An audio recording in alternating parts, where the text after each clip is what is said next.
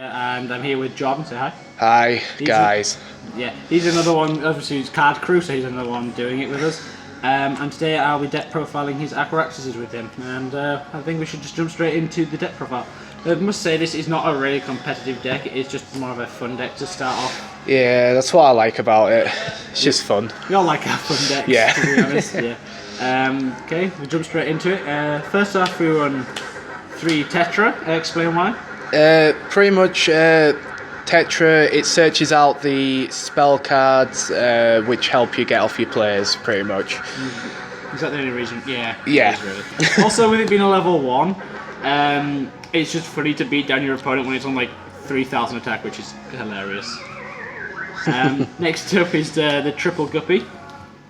Yep, that pretty much special summons all of the AquaActresses, and it gets off your players, searches out more cards, and it's a level 2, so it gets your rank 2s out quite fast. So once again, with level 1, it's a level 2, beating you down with like 3,000 attack, which is hilarious. Yeah. Next up, it's the big one. I am not even going to attempt to pronounce that. I don't want to. Arowana. Arowana. Pretty much, it searches out your AquaActresses monsters. So, and it's a 2,000 beater, which later gets doubles and helps you get your rank 6s out. So it is just there just to be the one that is the big beat stick of the deck, pretty much. Well, the main beat stick of the AquaActresses. It's a shame this deck really didn't get much new support after Dragon's Legend 2. Yeah. It is such a fun deck. Yeah, I wish they got more support, to be fair. I think everyone does because it is just a funny deck. Yeah. Next up is the triple Mother Grizzly. This is just good because it special summons stuff pretty much from the deck. Pretty much. And it, obviously with the AquaActress spells it is unaffected by stuff and it's just there for a 1/4 beat stick. Yeah, pretty much. And actually it helps you go into your rank 4 players as well. Yeah, that's if you need to go into them, to be fair. Next up he runs the double Swap Frog. Why do you run the Swap Frog? Pretty much its effect to get the AquaActresses in the graveyard. And also it's a level 2, so you can go into rank 2s again, and also it's good to tribute for your level 6 monsters. And the next card is one of them level 6 monsters, and it happens to be the big dick of them all, Mobius, the Frost Monarch. Yeah, I wish I had 2 super rare ones, but I only could get 1. But pretty much it destroys 2 spell traps either side of the field, so it helps me get off my plays and it stops your opponent from using... You can destroy these and special summon your own. Yeah, pretty much.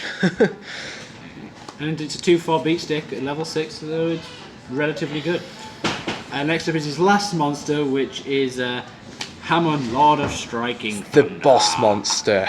It's a 4,000 beater. The beater that if it destroys the monster burns 1,000. Is that correct? Yeah, pretty much. I don't know what the sacred beasts do. I never use and them. Also, I believe it it sends the spell cards to the graveyard, which helps me special summon. And if you have a lot of spell cards in your hand again, you can. If you special summon with the special summon Tetra, you just search them and then double their attack again. Yeah, So, pretty much. That's the last monster. Next up is the this one.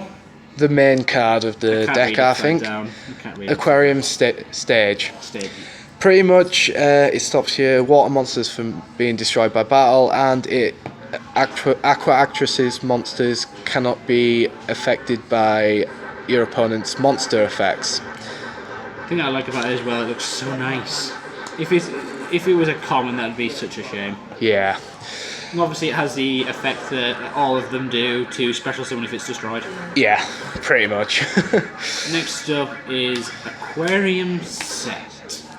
With this one, it gives all water type monsters 300 attack and defense, but also it gives the AquaActresses an extra 300 attack and defense, so in fairness they gain 600, and they also special summon one aqua monster from my graveyard. So, hang on, let me just double check. Is Mobius an aqua? Yes. Yes, so I can special summon Mobius as well.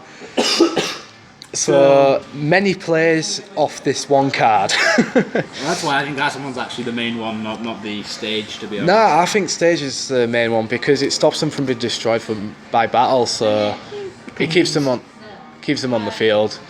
Then you run the double lighting. I understand the double lighting because it can get cloggy. You can search it out when you need it, but it is a good card. Yeah. Pretty much it doubles the attack of all AquaActress's monsters only during the battle phase. So, like with my 2000 attacking monster, it'll gain double, and also it'll gain the 600 if I have the aquarium set on the field as well. So it makes your tiny monsters into big dicks. Yeah, and it has the same effect, special summon, if it's destroyed. When it's sent to the graveyard. Yeah.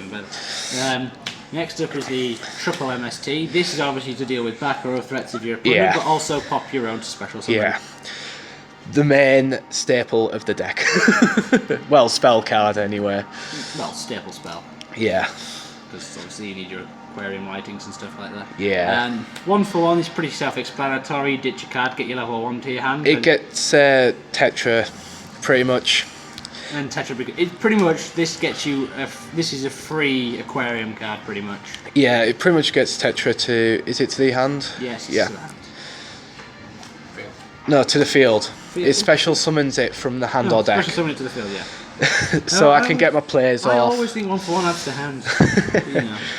Next up is the triple aquarium, this thing. Can't pronounce it.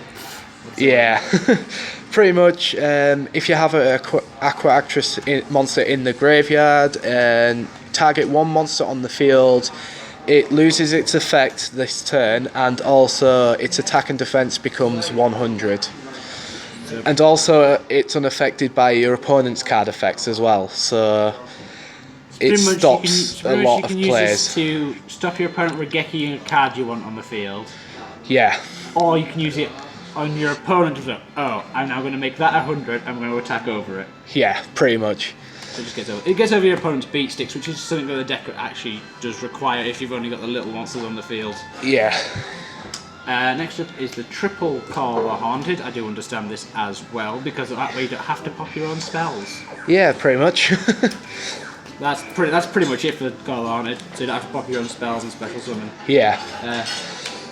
The prison just happens to be a dick staple because obviously it banishes your opponent, and the only deck this current format that I know can strongly get out of stuff from the banish is Cosmos. So it is good. And also, if I was to change D prison for something, I would get 2 Mirror Forces, because Mirror Force, it's helpful.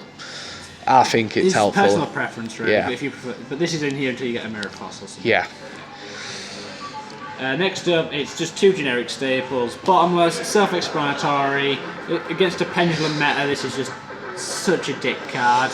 Yeah. And then the compulse. 1 compulse. Just get rid of threats, really. Yeah. And that covers it for the main deck. So next time we're moving on to the extra deck. It's not a completed extra deck because why?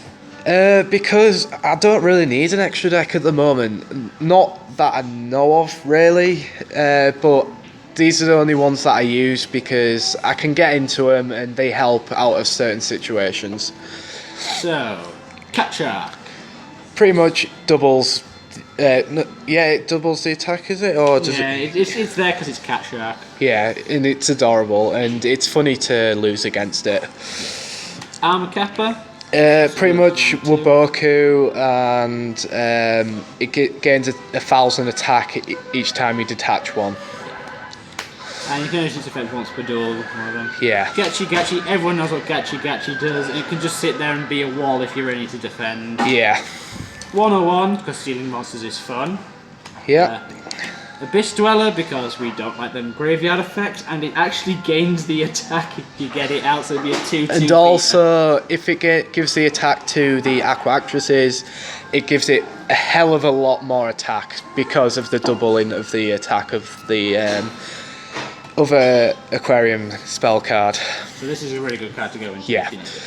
And then bit of effect negation is the Photon Strike Bowser, negate and burn 1,000. If he's destroyed and burned 1,000 as well as negate, that it'd just be a broken rank 6. There would be more extra deck, but I don't know what to run, and it's pretty much good as it is, I think. So that concludes the deck profile for AquaActresses. I will see you with my own deck profile for a new deck that I've been working on next time. So, bye. Peace.